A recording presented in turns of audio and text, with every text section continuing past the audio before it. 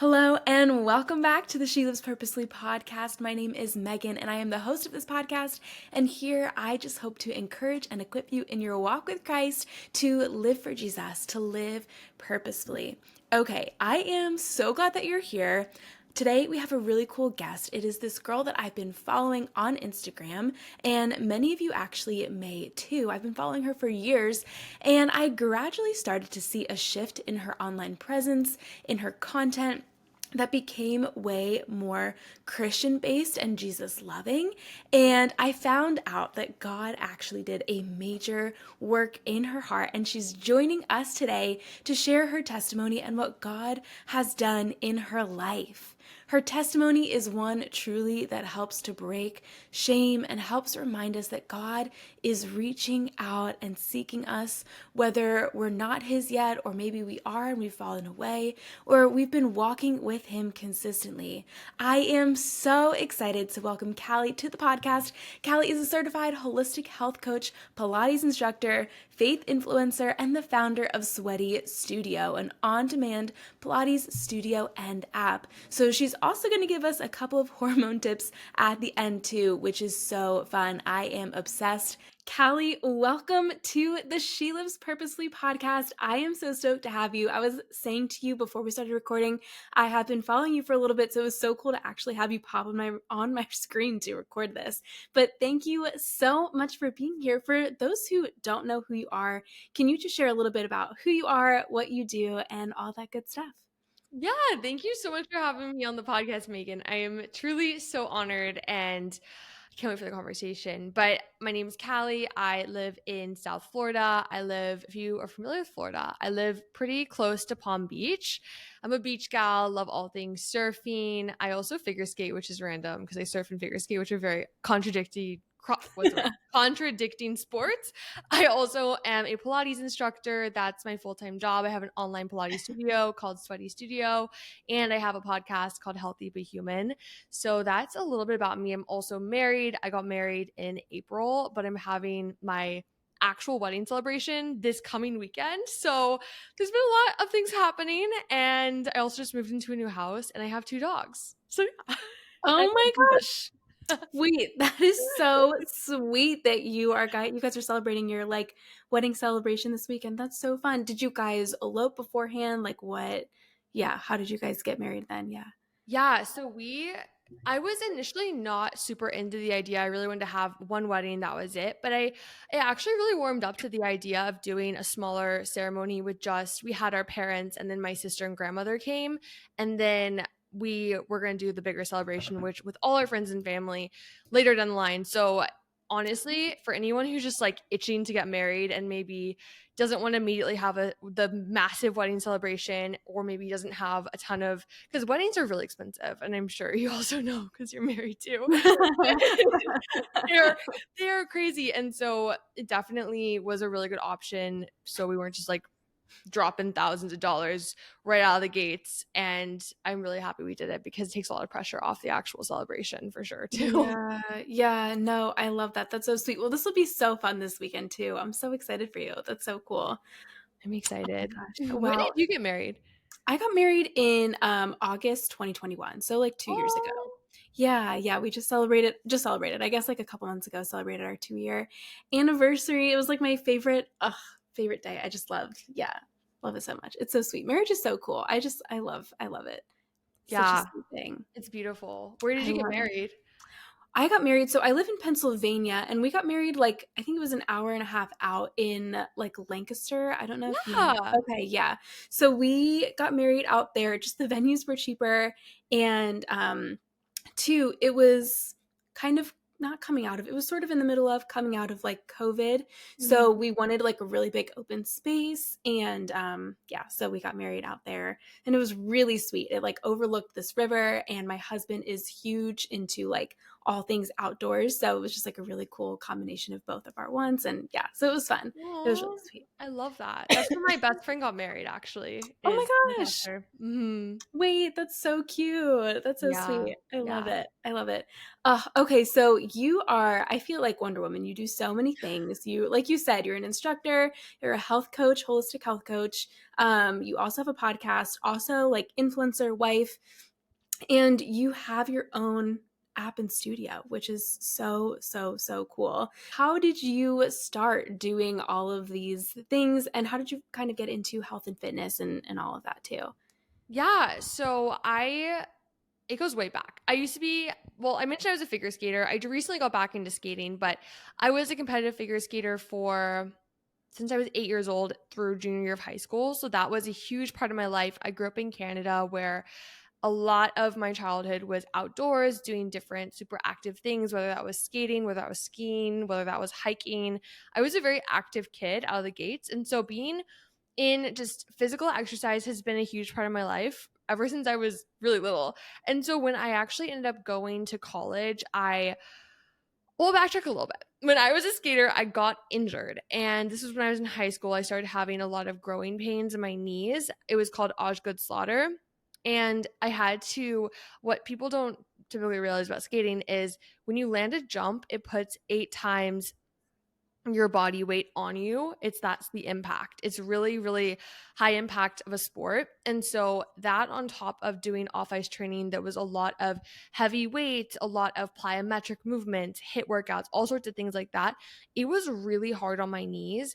And Hmm. so I eventually had to take a break from skating. And then also I had to take a break from the off ice training. And my mom, she found it's called Pure Barre, and I was actually too young to do the class. I was 15 years old, and she got special permission for me, and that's how I got into low impact exercise, which is what I teach now, is Pilates and barre.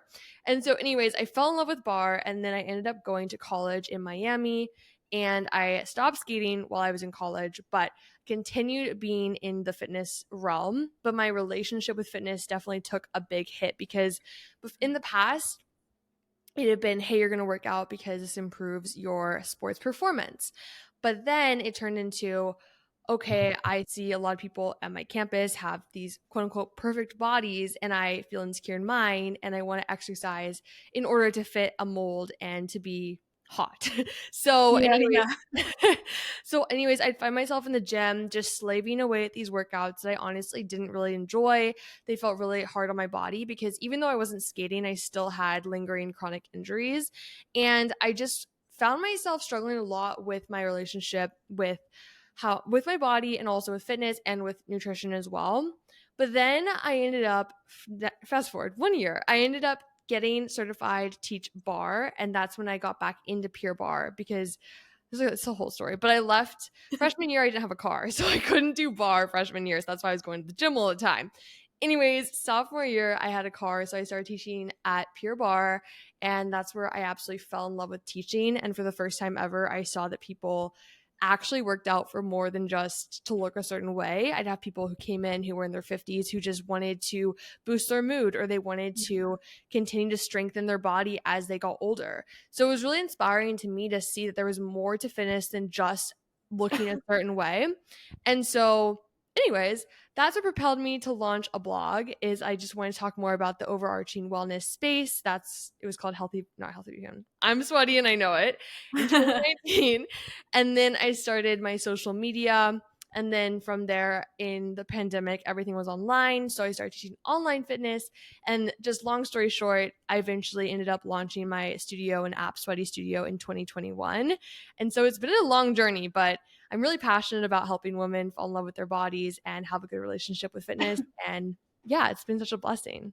Yeah, no, that's so cool. I think I started following you right before you launched your own studio because I remember, like, I just remember seeing your reels specifically, and it was just like, oh my gosh, like so many people signed up, and I was like, what is this thing? And then just started like following you, and then I remember I think I signed up for like it was like a 7 day like Pilates challenge or something like that from you. I Yes. think it was, yeah, yeah, and I just remember, excuse me, just feeling like I remember doing it, just feeling like the way that she teaches is just so, I just loved it so much, because I feel like Oh, sometimes like people can be like really intense, and I just loved the way that you did it instead. Like it just was so good. So all that to say, you mentioned that, and I was like, oh yeah, I think that's when I started following along. Yeah, that's so fun. oh, yeah, I love that. And that definitely I personally noticed because I left out a chunk of the story, but I definitely in 20 I mentioned that I had up and down relationship with food and fitness and everything, but in 2021 I actually struggled with an eating disorder, and little trigger warning for anyone maybe who's going through that. I won't go super deep into it, but I definitely was struggling a lot with my relationship with food and my body specifically. And I definitely found that I was trying to find workouts. I was looking on TikTok, all these different things, and a lot of the workouts are very, very focused on their clickbaity titles. They're like, do this to shred inches off your waist, or do this if you want to have hourglass abs. And while that to say isn't necessarily bad to have those goals, it's more of it can be really triggering for someone who doesn't have a healthy relationship with their body and fitness. And they're doing the workout because they want to look a certain way, and they just leave feeling worse about themselves after the video. So that's why I made my workouts very empowering, a lot of affirmations in them, a lot of just like self-acceptance, because it's important to love yourself along the journey, because if you hate yourself, you can't hate yourself into a body that you love. So that's where I come from with it. But I love that. You can't hate yourself into a body that you love. That's so good. That's such a good quote. Yeah. No, I really do love the way that you like teach, and just how I think your whole perspective on fitness and health is just really cool. So for anybody interested in that, definitely go follow her right now. I'll leave her a link in the show notes too. But I would love to dive into your testimony, because, and I was listening to it on your podcast a little bit ago, and it was really cool because I remember seeing on Instagram even like a shift in just you and your content, like mm, even over the time that I started following you. So yeah, I would love to, and I feel like this is really the bulk of our conversation, but just like hear more about how you came to know and love Jesus, and just yeah, your testimony. yeah, that's so cool you noticed a shift, because I've noticed that with friends of mine who have Yeah. become believers. I'm like, you are a different person, and I love Yeah. it in the Yeah. best No, way. it was so cool because I was like, "Oh, I'm obsessed with this girl," and the way that she does, like, all things health and fitness, and then to kind of see the shift too, I was like, "Wait, this is amazing." Like, yeah, so it was really cool to see.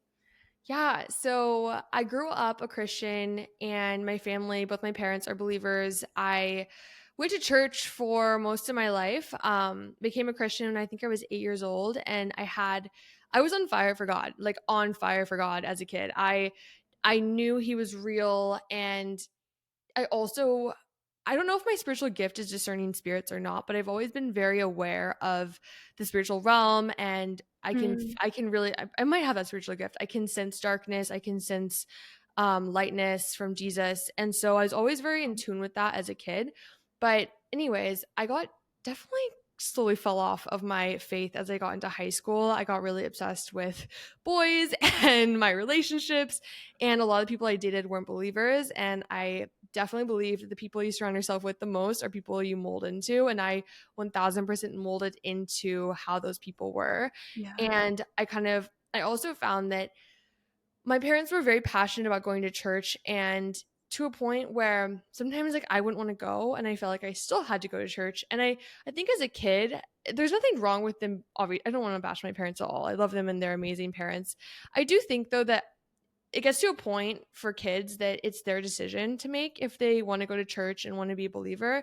And I started to feel a lot of church ick, and just I had some not so great experiences with the church and with Mm. certain leaders, and it kind of pushed me away a lot from my just the on fireness I'd had for the Lord.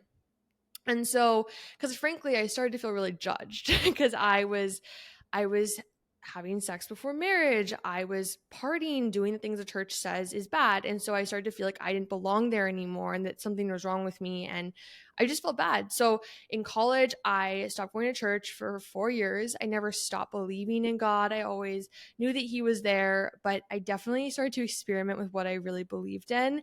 In 2020, I got into astrology and all of the spirituality stuff. I'd always been told as a kid, that's terrible, don't do it. And I was like, what's so bad about it?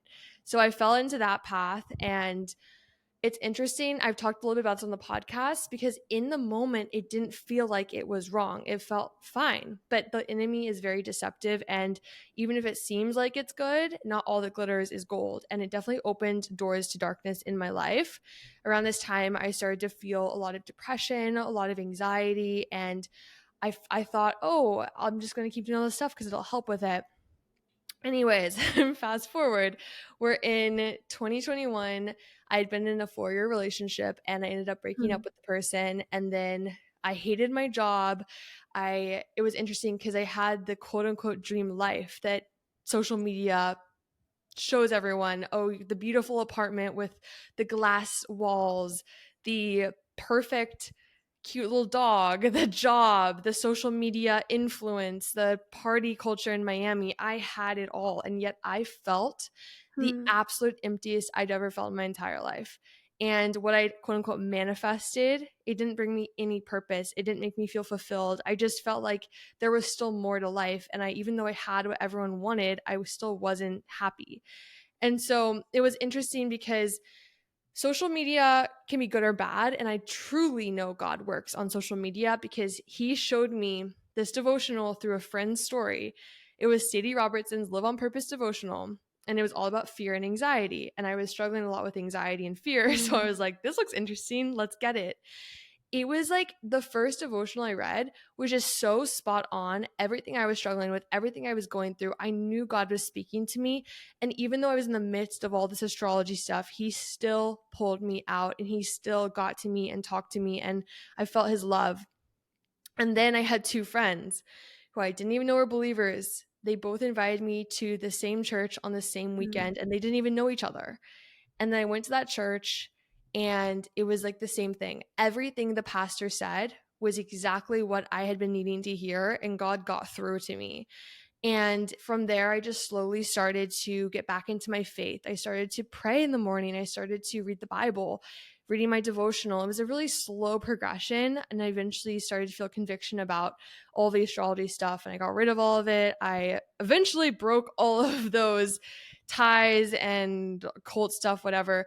But it was a process. And I truly, this past year has been the most just, it has been the best thing ever, actually knowing God, being close to God, and also understanding who the Holy Spirit is and knowing that there is, though, as believers, we have spiritual gifts and we can still heal people. We can still have prophecy, and there are still miracles that happen every single day. So it's been beautiful, a beautiful journey, but that's it in a nutshell. Yeah, yeah. No, I love that. That's so beautiful. I what was I going to say? I love to just something that stuck out to me at the very end. There's so many things that I would love to touch on, but like at the end is how these two different people had reached out to you and been like, "Oh, like let's go to church." And I feel like it's just so cool and such an encouragement to anybody like listening to who has been debating doing that with somebody to actually go ahead and like reach out to that person and like say like, "Oh, come to, this Bible study or this church or like can I pray for you?" or any of those things because I feel like it's just so cool to hear like that is something that really brought you in, like the Lord used that, which is so beautiful. Yes. And I think so many people, at least I was my own experience, would I have actually gone to church myself by myself? Probably Hmm. not. Because I once again had church hurt, church ick, didn't have a great relationship with it. But it's so true when you have a friend who's like, hey, want to come with me? And maybe you don't even realize your friend's a Christian and your friend's super cool and you love them. All of a sudden that starts to break and chip away that church hurt because you see, oh, not every person who goes to church is out to judge me or is a bad person or whatever. So that was really cool, just starting to break down that belief system. Yeah, yeah. No, I love that too. Because I think it really does like and I hear this sometimes too, but it just kind of breaks this idea of or I guess opens up this idea to like, okay, like there can be so much hurt that happens in the church. And yeah, just so much that can happen. But it's like too knowing that, like, okay, but those things aren't Jesus. And sometimes it can be hard to separate those things. But then to have like somebody who loves the Lord so much and is really representing him well, like come in into your life and show you, like, no, this is Jesus. And like the Yeah. Lord loves you so much. And like, yes, like there's obedience and all that, but like shame is not for you. And like you know, there's like redemption and love and just like this outpouring of grace and all of these things, and showing you that side of it versus like this very like legalistic condemning side of things is such a game changer. Yeah. Oh, yeah, for sure. And I always look at it too like this. I mean, if you read the story of Jesus, the people who were the chief priests and all of the rabbis and the people in the temple or the church, they're the ones that literally persecuted Jesus. And Hmm. so I look at it like the church is not perfect. Humans are not perfect. And so to have an expectation that every church is actually perfect, the expectation is going to be it's going to be not met.